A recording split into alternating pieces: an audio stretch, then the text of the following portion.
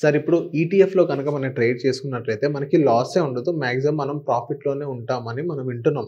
నేను రీల్స్‌లో అవి మొత్తం చూస్తున్నాం. అది ఎంతవరకు కరెక్ట్ అని అంటారు?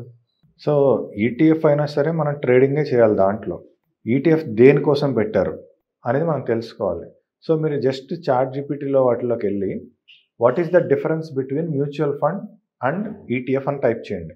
హ్మ్. మీకు మ్యూచువల్ ఫండ్‌కి, ఈటీఎఫ్‌కి ఉన్న డిఫరెన్స్ వస్తుంది. సో, ఈటీఎఫ్ అనేది ఒక కైండ్ ఆఫ్ మ్యూచువల్ ఫండ్ లాంటిదే.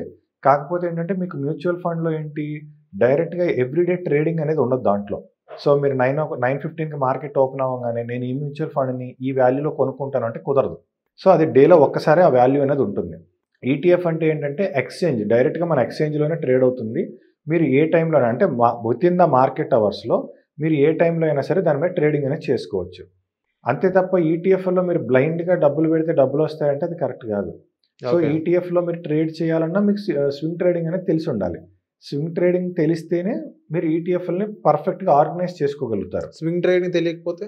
స్వింగ్ ట్రేడింగ్ తెలియకపోతే ఇది మామూలు ఇంట్రాడే ట్రేడింగ్‌లో ఎలా అయితే లాస్ అవుతారో హ్మ్. మీరు దానిలో కూడా అలానే లాస్ అవుతారు. ఓకే. దేనికైనా టెక్నిక్ తెలియాలి గదా! రీసెంట్‌గా నేను కొన్ని చూసాను. అంటే ఒక ఫేమస్ ఒకాయన ఏం చేసాడంటే సమ్ కైండ్ ఆఫ్ వెబినార్స్ లాంటివి కండక్ట్ చేశారు. అందులో ఒక స్టూడెంట్ నాకు తెలుసనమాట. సో, అతను చెప్పాడు. "సార్ ఏంటి సార్ ఈటీఎఫ్‌లో ఇలా చేయొచ్చా?" అన్నాడు. "ఏంటి కాన్సెప్ట్ ఏంటి?" అని అన్నాను. అంటే ఏదో ఒక ఈటీఎఫ్ ఓపెన్ చేసేసి బై చేశారంట ఫస్ట్. బై చేసేసి ఒక 5% తగ్గితే మళ్ళీ కొనాలి. హ్మ్. అంటే ఫర్ ఎగ్జాంపుల్ మీ దగ్గర ఒక 1,00,000 ఉందనుకోండి. 30,000 పెట్టి కొనాలి. Direct blind కొనేసేయడమే. 5% తగ్గితే ఇంకో 30,000 పెట్టాలి. 5% తగ్గితే ఇంకో 30,000 పెట్టాలి. మరి అది కూడా తగ్గిపోతే అప్పుడేం చేయాలంటే ఖాళీగా కూర్చోవాలి. కూర్చొని ఏదో ఒక టైంలో ఈటీఎఫ్ పక్కాగా రైజ్ అవుతుంది. రైజ్ అయినప్పుడు మీ యావరేజ్ ప్రైస్ నుంచి ఇంకో 5% పెరగంగానే అమ్మేసేయాలి.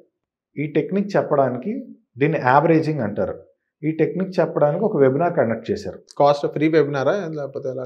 లేదండి. ఫ్రీ వెబినార్స్ ఎలా కండక్ట్ చేస్తారు? హ్మ్.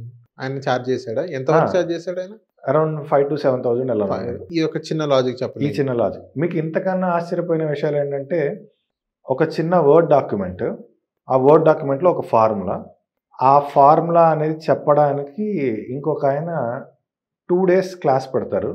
కోర్స్ ఫీజ్ 1,00,000 ఉంటుంది. 1,00,000 1,00,000 చిన్న word document. Just word document. ఆ వర్డ్‌లో ఏముంటదో తెలుసా సార్ మీకు? జస్ట్ ఒక ఫార్ములా ఉంటుంది. అంతే. ఆ ఫార్ములా కూడా ఏంటంటే నిన్నటి మార్కెట్ రేంజ్ ఇవాల్టికి స్టాప్ లాస్ అవుతుంది. నిన్న మార్కెట్ రేంజ్ 200 పాయింట్స్ ఉంటే ఇవాళ స్టాప్ లాస్ 200 పాయింట్స్ ఉంటుంది. ఆ! నిన్నటి మార్కెట్ రేంజ్ 300 పాయింట్స్ ఉంటే ఇవాళ స్టాప్ లాస్ 300 పాయింట్స్ అవుతుంది. ఈ చిన్న ఫార్ములా కోసం ఈ ఫార్ములా కోసం అది 1,00,000 అన్నమాట. 1,00,000. హ్మ్.